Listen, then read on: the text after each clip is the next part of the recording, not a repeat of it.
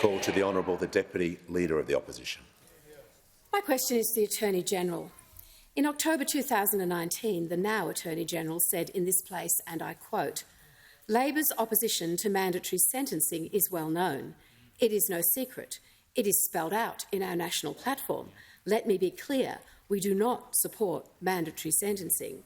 With this in mind, and having been steamrolled by the Prime Minister on a bill that passed the House last week, can the Attorney-General please detail the benefits of mandatory sentencing, which he now strongly supports? Order. The Minister for Climate Change and the Minister for Housing will cease interjecting. Order. No. Deputy's entitled to ask her question in silence out of respect to the House, and the Attorney hasn't even begun interjecting, so no one will interject. The Attorney has the call. Thank you very much, Mr Speaker, and I thank the honourable member for her question. No government has done more to combat the abhorrent and shocking rise in anti-Semitism than this government. The Liberals talk about it, and this government acts. Order. Order. Members on my left and my right. That's far too much noise. The Attorney has the call. The Liberals are still baying and shouting and talking. This government acts on anti-Semitism. We have legislated to ban the Nazi salute and hate symbols. We have legislated to criminalise the glorifying of terrorist acts and possessing violent extremist material. We've legislated to criminalise doxing. Those opposite voted against that. And now the parliament has come together to pass a bill which criminalises hate speech. It's legislation that represents the toughest laws Australia has ever had against hate crimes. The legislation is a direct response to the hateful conduct happening on our streets, at our schools, in our communities. We're sending a clear and unambiguous message that advocating or threatening violence is not acceptable. It is criminal behaviour and it will be treated as such. We want all Australians to feel safe and valued in our community, and that's what good governments do. Order. They unite the country against hate. Attorney-General will just pause.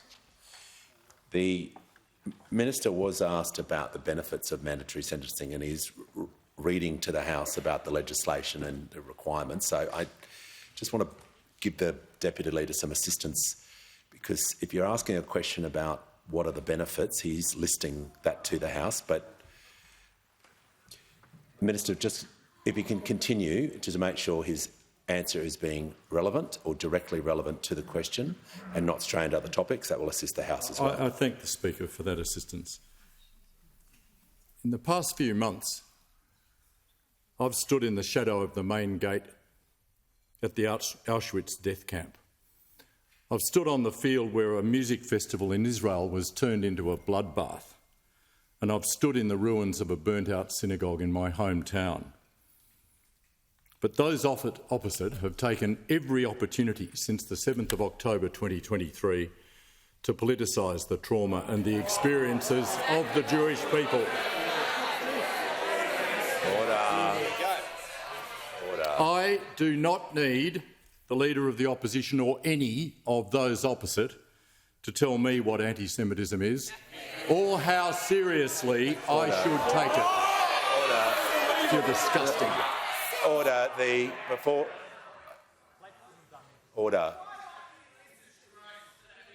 Order. The Minister for the Environment, the Assistant Foreign Minister, the Manager is entitled on his feet. I'll give him the call. Thanks, Mr Speaker. I move the member be no longer heard. Order. No, members on my right. Order. Members on my right will cease. Order. When the House comes to order, the motion before the House is that the Minister no longer be heard. I'll put the question. Those opinions say aye. Against no. No. The noes have it. Ayes have it. Division required. Ring the bells for 4 minutes.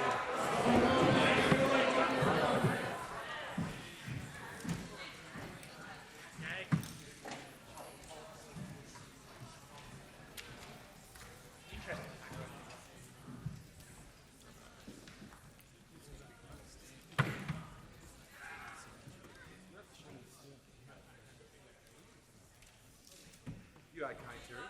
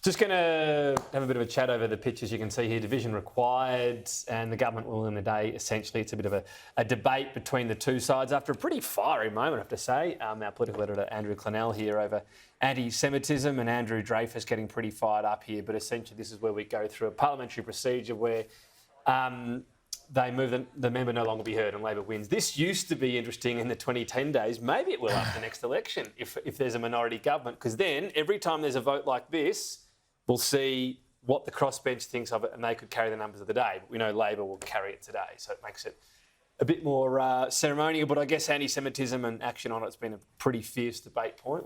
Has this happened this term? Because I thought they changed the standing orders or the rules so that you do it after. Tony Burke's getting up every time they move and this sort of thing, and saying, "Oh, this can be debated after." Yeah, so we just had to jump up then because under the previous government, our viewers might recall this was commonplace.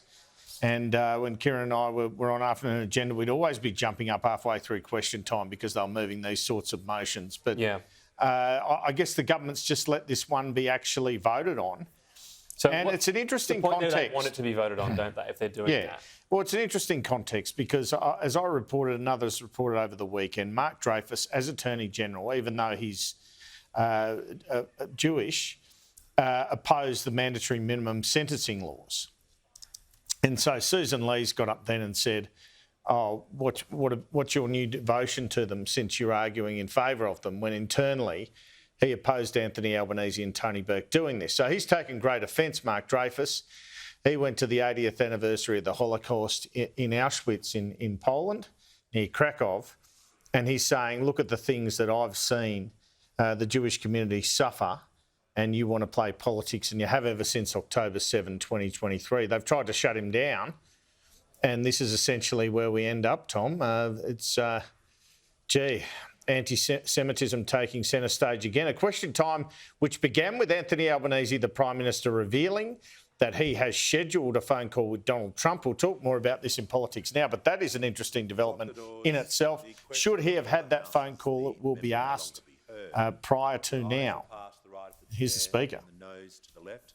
I appoint the honourable members for Parkes and Gray as tellers for the ayes, and the honourable members for Werriwa and Bean as tellers for the noes. So you know, count here and take a little while and get the numbers. It will take a while to get the numbers, but look, I think the most interesting thing to emerge from this question time is this matter of the Prime Minister seeking to, as Malcolm Turnbull and Scott Morrison were forced to in the past, to ring Donald Trump and stop these and get an exemption on these steel tariffs. And, you know, I guess the opposition could say, we've only had one phone conversation with the President. We asked for you to go over there and meet him. Why has it taken so long for this second scheduled phone call? And I think it's probably a legitimate question. I mean, other world leaders have been bending over backwards to fly over there to see him. I know we've got an election coming, so it's a bit harder for our Prime Minister. But why hasn't a call up until now been scheduled? Yeah, so the physical visit, I suppose, is one thing. Does he get one? How does it look as well if he's going over there? My understanding is the call's been sought for a while, so they weren't.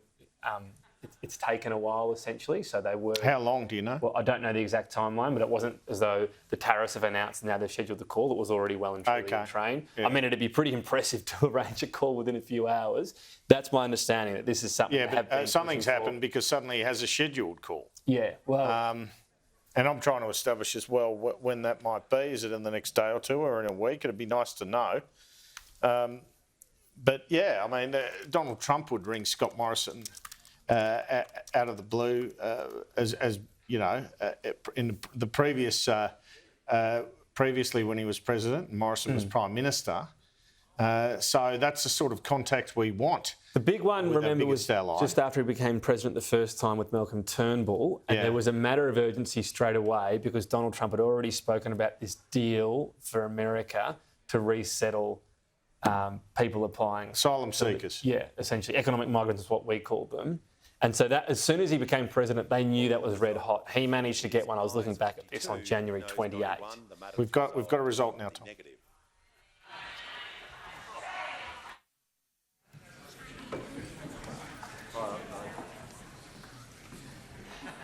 The places will return the question on once that starts. So yeah, that was a matter of urgency, and they'd sort it. So yeah, we'll find out perhaps at some stage when exactly it is scheduled in. As I said, my understanding was it's been in train. It's something that's taken rather than days, even weeks. So they've been pushing for this, knowing that there will be things to sort out. And obviously now it's pressing. I don't know whether what exactly happened from here once the tariffs was announced. Was there a mad scramble and they got something locked in? I can't shed that much light on it. But that's the opposition. Obviously has been saying all along, put a priority on it, get a meeting. Yeah, discussion after he was elected, but no discussion since inauguration. So that's probably what prompted the request for the call. Back to question time now. Disorderly and unparliamentary remarks, and offensive remarks. There's nothing more serious than the opposition being accused of politicising an issue like this. He also uttered the word. He uttered the words disgusting on at least half a dozen occasions. Okay, all right, at least half a dozen, Mr. Speaker. We'll deal with this. So we request a withdrawal. We'll deal with this. We'll deal with this quickly, because I want question time to continue. I didn't hear, because of obviously the audible noise. I'm going to ask the Attorney-General, as he comes back to answer the question, he just withdraw the unparliamentary... I didn't hear what was said, so it's very difficult for me as the chair to make a judgment here when I don't hear, but I'm willing to hear from other members as well. The Prime Minister has the call. On the point of order, Mr. Speaker, the decision by the opposition to try to shut down... Order. No, the manager had a good go. The Prime Minister will be given the same go. Just everyone listen to each other. Prime Minister.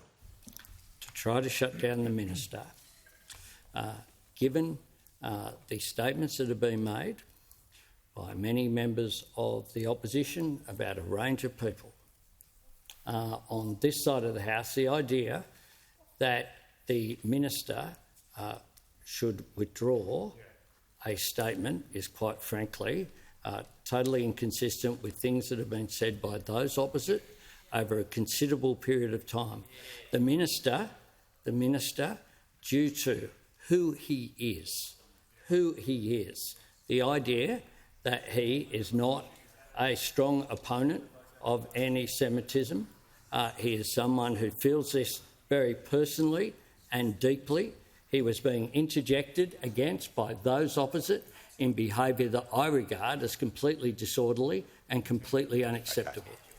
Okay. Look, the manager on further point of order. Mr. Speaker, a couple of points. Firstly, you've requested that the Attorney-General withdraw, which I think is the right course of action, so the Speaker has made that request. Secondly, the question was in relation to mandatory minimum sentencing. There was no invective in the question targeted at the Attorney-General. The Prime Minister somehow said that the Attorney-General was goaded into his unparliamentary remarks. That's not an excuse anyway. MacArthur. But quite frankly, it's clear cut here that there are few more disgusting accusations that could be made in this House. You've requested that the Attorney-General withdraw, and he should. Order. Just so that we're clear, now that I'm in the picture, you're saying that the word disgusting should be withdrawn. That is not unparliamentary and has been used. Look, this is an emotive debate. I can appreciate that, and members have every right to feel grievances on either side. I want this debate to continue. I want question time to function, but I'll hear from the Leader of the House. Mr Speaker, a second point of order was raised by the manager during that with respect to relevance. And just on that, I want to say that the question referred to an amendment to a piece of legislation, and the Attorney-General has been referring to that piece of legislation. You can't refer to the penalties without referring to the crime, and therefore it is completely relevant. It is completely relevant to what was asked. Okay. The order. The member for Solomon. The manager on a further point of order. Thanks very much, Mr Speaker. Just to be very clear, the words we are offended by and seeking that the Attorney-General withdraw is that we're politicising anti-Semitism. Politicising anti-Semitism.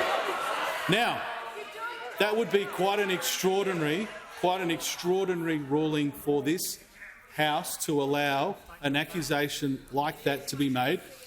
To the Leader of the House's point, I only raised the context of the question in response to the Prime Minister, who somehow stated that the Attorney-General was goaded into his unparliamentary remarks, which was clearly not the case. Order. The Leader of the House. Now that the Manager Opposition Business has clarified what he wants withdrawn, withdrawal has to be made at the first opportunity. I would dispute that it was unparliamentary given what's been said by the opposition in a number of debates. But notwithstanding that, the Manager of Opposition Business after that point stood up, went to the dispatch box and did not ask for it to be withdrawn. He chose to have the House vote instead. The House has now voted and the answer should proceed. I want the House... No, we've got to move on. I can appreciate the argument. I'm going to say to the Attorney-General, please use language which is parliamentary and that does not cause offence to any other members. Despite the emotive nature of this, the opposition are entitled to... Order. No, the Leader of the Opposition. I'm making a statement to the House. We need to get through question time.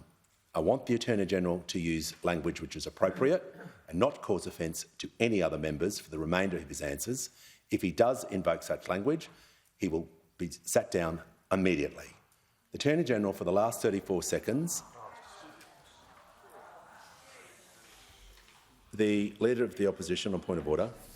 Mr Speaker, to your words that you've just offered to the House, it is with long-standing precedent in this place that if offensive words are uttered by a Minister of the Crown, which in this case they most certainly have, that is not in dispute. The argument that the argument that the Leader of the House puts is that not that the words were unparliamentary or required. His point is that they weren't dealt with in the first instance. Now, again, that is an argument that fails because the course of action taken was, given the offensive nature of it, we responded in a way that was obviously proportionate to what were disgusting comments. Now, there is a long precedent, not to mention the fact, Mr Speaker, that your predecessors have required, even if they haven't heard the words themselves, for the minister to withdraw that statement. That was your instinct, rightly. That was your direction to the minister. And now, with the weight of the Prime Minister and the Leader of the House trying to... Members on my right. Mr Speaker, their words from the Prime Minister, that ramble that he provided before, should have no bearing on your decision whatsoever, and you shouldn't be bullied into a position which was against your natural and right instinct.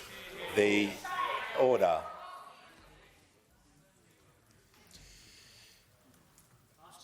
Order. The original words were different and now it's been clarified. I understand the point. I'm going...